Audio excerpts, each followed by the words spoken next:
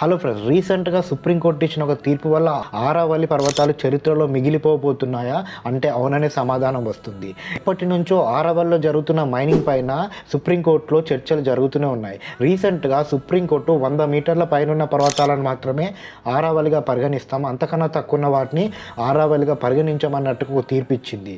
ఎన్విరాల్ ministry కూడా ఇది ఒక శాస్త్రీయబద్ధంగా తీసుకున్న నిర్ణయంగా చెప్పింది.